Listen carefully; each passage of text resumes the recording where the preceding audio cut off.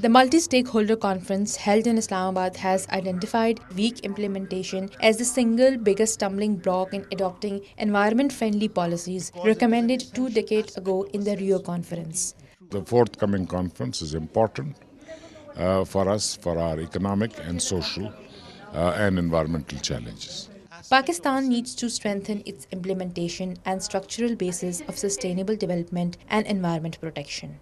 The country has to do it when business interest is being expected to play a leading role in carving out policies for a better environment and handling climate change. The rules of the game will be set. Some policies are going to be made. Now that sounds not very interesting, but those policies, the rule of the game, are going to impact what happens to us.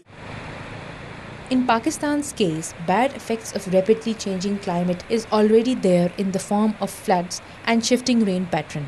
This may lead to food shortages, social unrest and population movement across international boundaries. Pakistan needs a tailored policy framework for better implementation. It cannot take place in isolation. Any global approved policy framework must ensure local wisdom that infers climate change as a social phenomenon.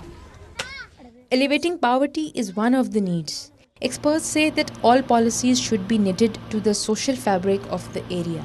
Variability of the monsoons and the salinization of coastal plains associated with sea level rise means that there is likely to be a devastating consequence for the levels of agricultural production, for the economy of the countries of South Asia.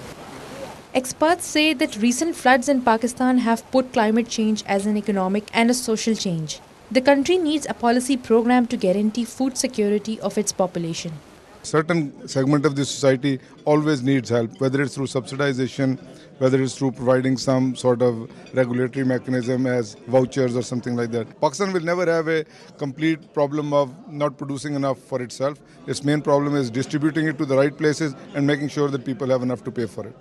Any such program should be inclusive of everyone, including minorities and women.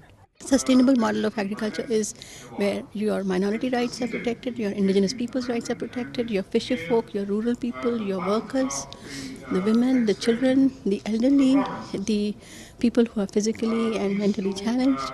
So it is looking at the entire realm of society. It's not about ownership, it's all about distribution.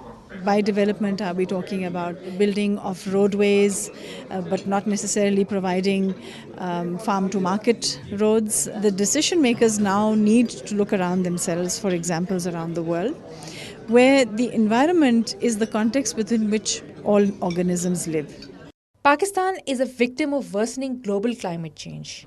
The carbon-polluted emissions released in the air by other countries are causing disaster in Pakistan, for which it should be compensated.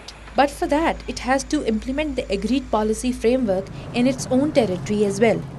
With cameraman Sohail Malik, this is Fatima Mansoor, STTV, Islamabad.